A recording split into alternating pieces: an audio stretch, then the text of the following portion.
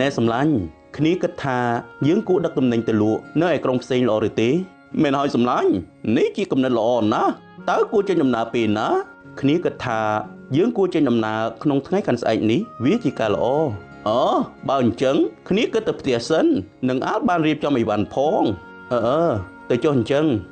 កាលស្រស់ស្រួលព្រមព្រៀងគ្នាហើយអ្នកទាំងពីរក៏បានចេញដំណើរទៅលក់អីវ៉ាន់នៅតាមក្រុងផ្សេងដោយមានរទេះចូលរួមប្រមាណ500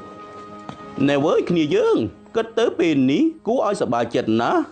នេះគឺជាជោគជ័យធំណាស់ពេលលក់ដាច់អស់យ៉ាងនេះសប្បាយចិត្តណាស់វើយគ្នាយើងមែនទេមែនហើយមែនហើយនេះជាលើកទី1ហើយសម្រាប់ខ្ញុំដែលលក់អីវ៉ាន់ដាច់លឿនយ៉ាងនេះ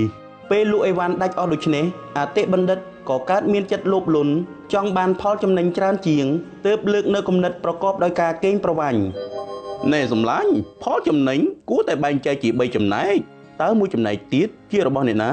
គឺថាខ្ញុំហត់ជាងឯងអញ្ចឹងខ្ញុំគួរបាន2ចំណែកហើយមួយចំណែកទៀតគឺជារបស់ឯងទេសំឡាញ់ឯងធ្វើដូច្នេះមិននឹងត្រូវយើងចូលហ៊ុនស្មើគ្នាមកលក់ចោលប្រពន្ធកូនដូចគ្នាហត់ស្មើគ្នាទេគួរតែបានចំណែកស្មើគ្នាអតិបណ្ឌិតបានរៀបចំគម្រោងទុករួចជាស្រេចដោយឲ្យបិតារបស់ខ្លួនខ្លែងធ្វើជាទេវតាដើម្បីកាត់ក្តីជម្លោះរបស់អ្នកទាំងពីរហេតុនេះពេលឃើញមហាបណ្ឌិតមិនព្រមដូច្នេះអតិបណ្ឌិតក៏ចាប់ផ្ដើមធ្វើតាមឧបាយកលដែលខ្លួនបានរៀបចំទុកណែសំឡាញ់បើឯងមិនព្រមយើងគួររកអ្នកកាត់ក្តីឲ្យចុះជាការល្អហើយអញ្ចឹងតោះទៅរកអ្នកកាត់ក្តីអ្នកកាត់ក្តីដែលគួរទុកចិត្តត្រូវតែមិនមែនជាមនុស្សលោកទៅបានបើអញ្ចឹងតើគួរជានរណាទៅវិញទេវតាដែលនៅនឹងដើមឈើធំនោះល្អណាស់អញ្ចឹងតោះពេលទៅដល់ដើមឈើធំដែលបិតារបស់អតិបណ្ឌិតកំពុងលាក់ខ្លួននោះអតិបណ្ឌិតគួរតែបាន2ចំណែកមែនហើយចំណែកមហាបណ្ឌិតឯងត្រូវបានតែ1ចំណែកទេ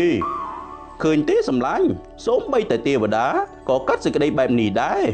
ធម្មតាទេវតាតែងតែមានយុត្តិធម៌ណាស់តែនេះដូចជាមិនសមសោះប្រហែលជាមានអ្វីខុសទំនងទេដឹងកាលមហាបណ្ឌិតសង្ស័យដូច្នេះគេក៏ដឹងភ្លាមថានេះមិនមែនជាទេវតាពិតប្រាកដទេរួចគេដើរក្រវ៉ាលមើលជុំវិញដើមឈើក៏ឃើញមានប្រហោងដ៏ធំមួយនៅនឹងគល់ទើបយកចំបើងមកកូរនៅនឹងមាត់ប្រហោងនោះហើយក៏យកភ្លើងដុតតែម្ដងទៅទេវតាខ្លែងខ្លាយទ្រាំនឹងផ្សែងនិងកម្ដៅភ្លើងមិនបានក៏កកាយភ្នក់ភ្លើងស្ទុះចេញពីប្រហោងឈើរហូតត្រូវរលាកអស់ពេញទាំងខ្លួន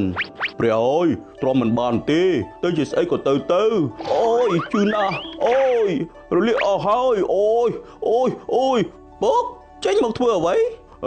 ម៉េចចង់ឲ្យយើងនឹងឆ្លក់ផ្សែងងាប់ឬអូហូនេះឬជាទេវតាដើមឈើទីបំផុតល្បិចករបស់អតិបណ្ឌិតត្រូវបានលាតត្រដាងធ្វើឲ្យអាប់អោនកិត្តិយសផងហើយអតិបណ្ឌិតគ្មានអ្វីធ្វើជាលេសតទៅទៀតក៏បង្ខំចិត្តបែងចែកប្រាក់ចំណេញស្មើគ្នាទៅ